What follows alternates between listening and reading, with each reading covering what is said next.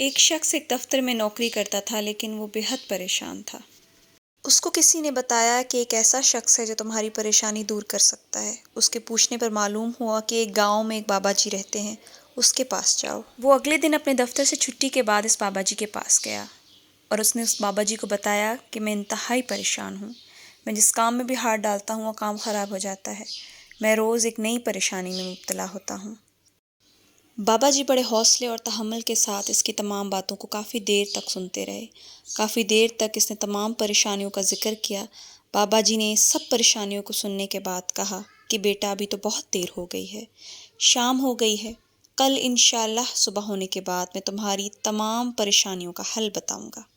جاتے وقت اس بزرگ نے یہ کہا کہ یہ میرے 100 اونٹ ہیں، آج رات تم نے ان 100 اونٹوں کا خیال رکھنا ہے، ان تمام اونٹوں کو تم نے بٹھانا ہے، جب تمام اونٹ بیٹھ جائیں گے تو تم سو جانا۔ اگلے روز جب بزرگ آئے اور انہوں نے پوچھا کہ تمہاری رات کیسی گزری، تو اس شخص نے بڑی پریشانی کا اظہار کرتے ہوئے کہا کہ صاحب میری رات تو بہت بری گزری۔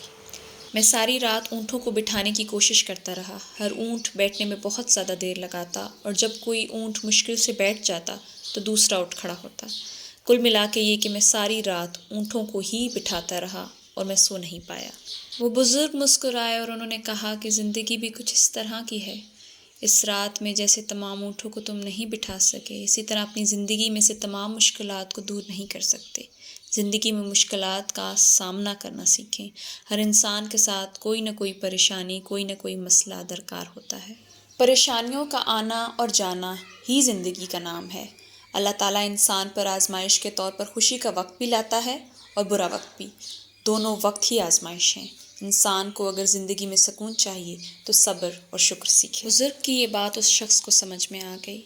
جیسے ایک رات میں وہ تمام اونٹوں کو نہیں بٹھا سکا، ایسے ہی اس زندگی میں وہ تمام دکھوں اور پریشانیوں کو ختم نہیں کر سکتا، لیکن ہاں ان دکھوں اور پریشانیوں کے ساتھ خوش ضرور رہ سکتا ہے، اللہ تعالیٰ کا شکر ادا کر کے اور صبر کر کے۔